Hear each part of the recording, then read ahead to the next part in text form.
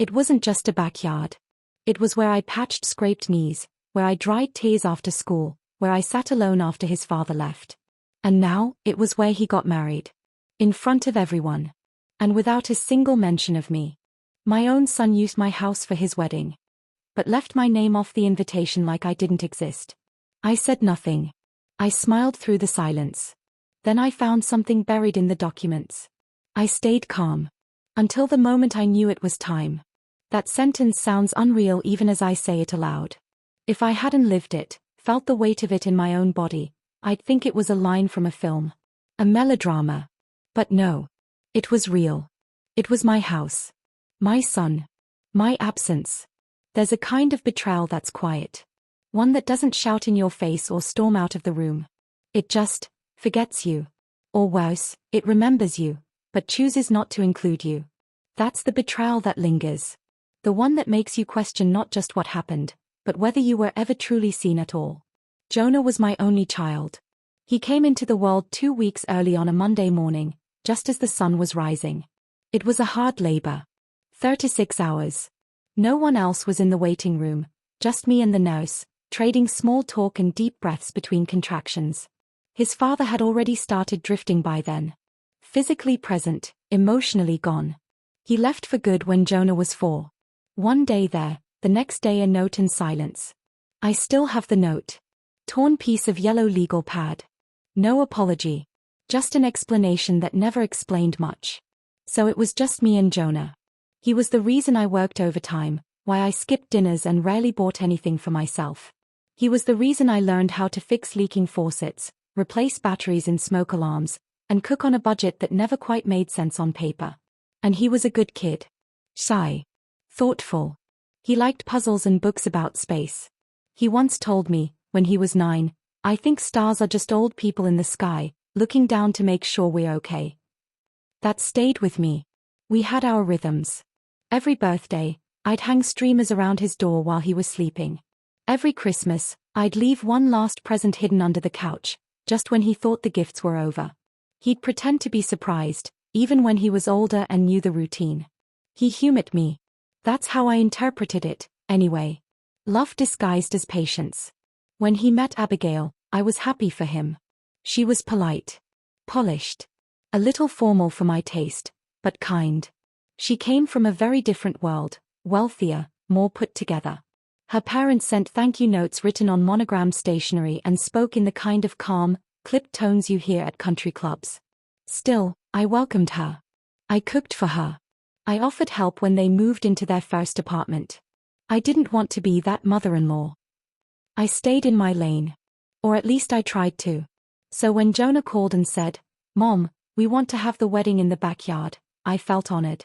Like despite everything, he still wanted his life's big moment tied to the place where it all began.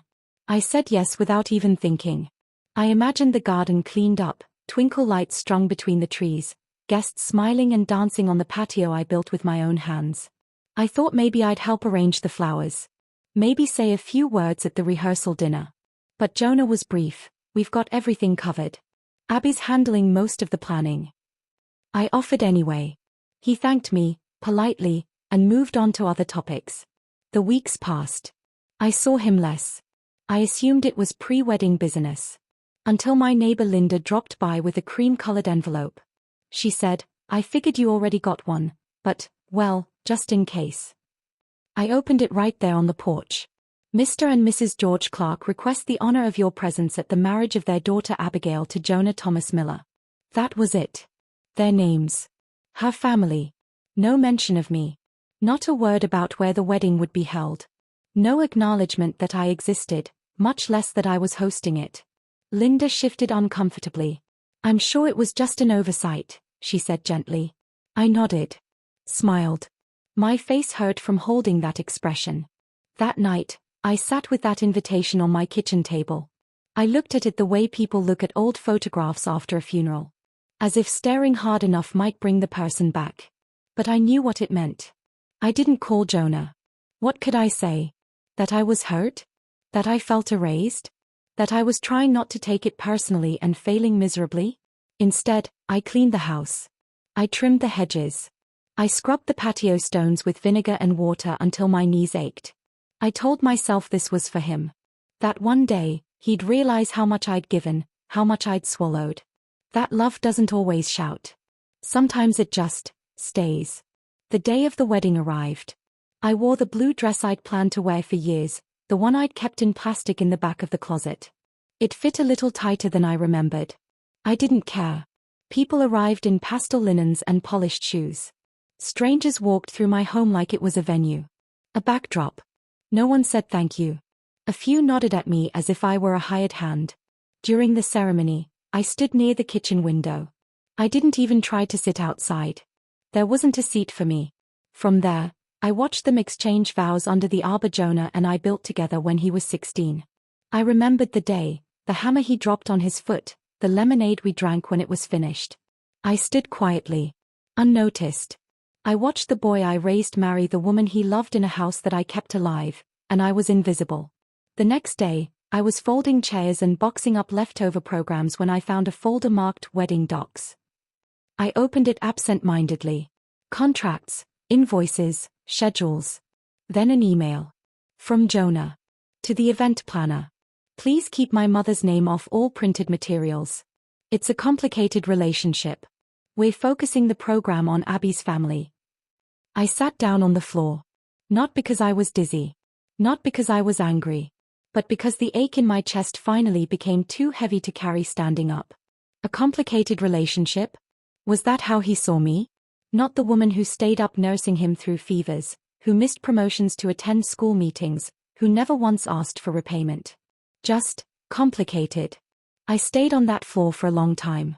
Long enough for the sun to shift through the window. Long enough to realize I'd been waiting for recognition that wasn't coming. I didn't mention the email to anyone. I didn't bring it up with Jonah. I just began to change things. I moved his framed school photos from the hallway. I boxed up the drawings I'd saved from second grade. I painted the guest room. I cancelled the meal deliveries I had been sending to their apartment once a week. Not out of revenge. Not to make a point. But because something inside me finally accepted that I didn't need to be part of his story to be whole. Weeks later, Jonah stopped by. He walked in like nothing had happened, holding a tray of grocery store cupcakes. "Hey, Mom," he said. "Abby and I were thinking, if you ever consider selling the house, we'd love to buy it from you." I stared at him. For a moment, I tried to find that little boy inside his face, the one who used to kiss my cheek and say I was the best mom in the world. But I couldn't find him. I smiled. "No," I said. "I'm not ready to let go of this house." He blinked. Clearly confused. I walked past him and held the door open. "Take care of yourself, Jonah." He nodded slowly and stepped outside. I closed the door behind him. Not hard. Not soft. Just closed. That night, I sat on the porch. The garden was quiet. The wind moved through the trees. And for the first time in a long while, I felt like the house belonged to me again. Some people think love means holding on no matter what. But I've learned that sometimes, love means knowing when to stop offering pieces of yourself to someone who's stopped reaching back. I will always love my son. But I don't need to keep setting a place at the table for someone who doesn't plan to come home. Have you ever been left out of a life you helped build? And if so, did you finally remember that your worth was never something they were supposed to define?